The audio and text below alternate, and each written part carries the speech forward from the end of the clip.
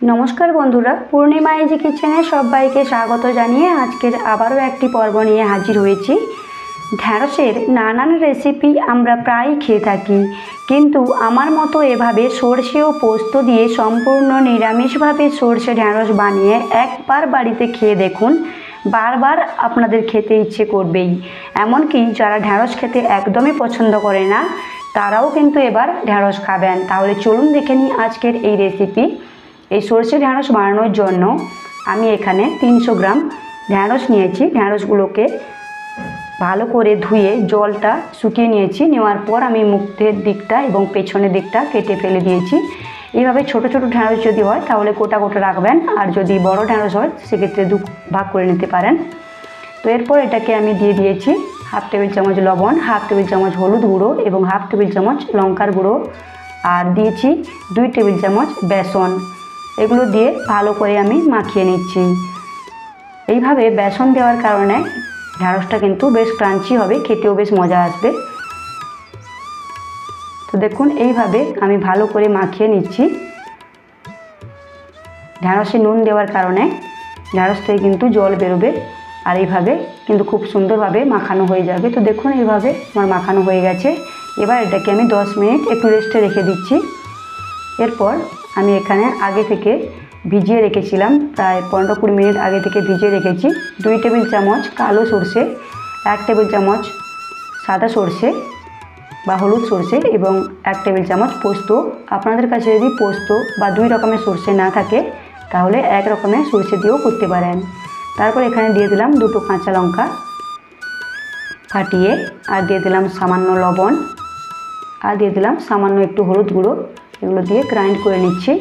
এইভাবে হলুদ গুঁড়ো দিয়ে গ্রাইন্ড করলে কিন্তু দেখতে খুব সুন্দর লাগে। এরপর এর মধ্যে আমি দিয়ে দিলাম 1 টেবিল চামচ সরষের তেল। এইভাবে সরষের তেল এবং কাঁচা লঙ্কা আর নুন দিয়ে রাখলে এই সরষে এবং পোস্ত বাটার পর তেতো হয়ে যায় না। দেখুন এভাবে এটাকে ভালো করে আমি মিক্স করে রেখে দিচ্ছি। এরপর কড়াইতে আমি দিয়ে দিয়েছি সামান্য তেল, সরষের তেল। সরষের তেলটা গরম হয়ে গেলে এর মধ্যে আমি দিয়ে দিয়েছি ঢেঁড়সগুলোকে এবার ফ্রাই করে নেব। অল্প অল্প করে 2 ব্যাচে আমি ফ্রাই করে নিচ্ছি। আপনারা চাইলে ডুবো তেলেও কিন্তু ঢেঁড়সগুলোকে ভেজে নিতে পারেন, সেক্ষেত্রেও কিন্তু বেশ অনেক বেশি টেস্টি হয়। তো যেহেতু আমি হেলদি বানানোর চেষ্টা করছি, তো তার জন্য সামান্য অল্প তেলেই আমি ফ্রাই করে নিচ্ছি। দেখুন ঢেঁড়সে কিন্তু অনেকটা কালার চেঞ্জ হয়ে গেছে। বেশি ফ্রাই করার কোনো প্রয়োজন নেই। ঢেঁড়সগুলো অল্প ফ্রাই হয়ে গেলে কিন্তু ঢেঁড়সগুলোকে তুলে নিতে হবে। তো দেখুন এখানে খুব ভালো করে কিন্তু ঢেঁড়সগুলো ভাজা হয়ে গেছে। এইভাবে আমি সমস্ত ঢেঁড়স তুলে নিচ্ছি। এইভাবে আমি 2 ব্যাচে ঢেঁড়সগুলোকে ভেজে তুলে নিয়েছি। দেখুন ঢেঁড়সগুলো কিন্তু অনেকটাই সফট হয়ে গেছে। এরপর ওই তেলের মধ্যে সামান্য তেল অ্যাড করে দিয়ে আমি ওর মধ্যে দিয়ে দিলাম একটা শুকনো লঙ্কা 2 টুকরো করে। আপনারা যে যেমন ঝাল খাবেন সেই হিসেবে দেবেন। তারপর এখানে দিয়ে দিলাম 5 ফোড়ন এবং শুকনো লঙ্কা। একটু ভালো করে ফ্রাই করে নিচ্ছি একটা সুন্দর গন্ধ বেরিয়ে আসা পর্যন্ত। ভালো করে ফ্রাই করা হয়ে গেলে এর মধ্যে দিয়ে দিচ্ছি সামান্য হলুদ গুঁড়ো এবং সামান্য লঙ্কার গুঁড়ো। আপনারা এখানে চাইলে কাঁচা লঙ্কা কুচিও ব্যবহার করতে পারেন, যে যেমন ঝাল খাবেন সেই হিসেবে দেবেন। এরপর একটা টমেটো কেটে আমি দিয়ে দিয়েছি। আপনারা চাইলে এখানে টমেটোর পেস্টও ব্যবহার করতে পারেন। তো দেখুন এখানে টমেটোটাকে ভালো করে আমি ফ্রাই করে নিচ্ছি। তার জন্য দিয়েছি সামান্য নুন। আপনারা নুনটা বুঝে দেবেন, কেননা ঢেঁড়স নুন দিয়ে ম্যারিনেট করা ছিল।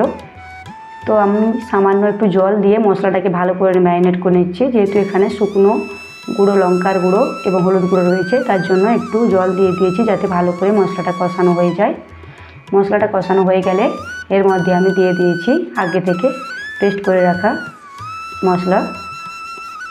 এবার এই আগে থেকে যে পেস্ট করে রাখা সরষে এবং পোস্ত দিয়ে টমেটোর সঙ্গে ভালো করে আমি কষিয়ে নিচ্ছি।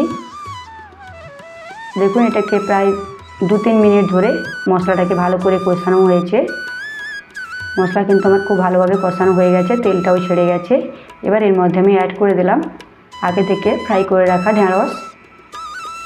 এবার ঢেঁড়স এবং মশলাটা ভালো করে মিশিয়ে নিচ্ছি যাতে ঢ্যাঁড়সের মধ্যে মশলার সমস্ত ফ্লেভার চলে আসে।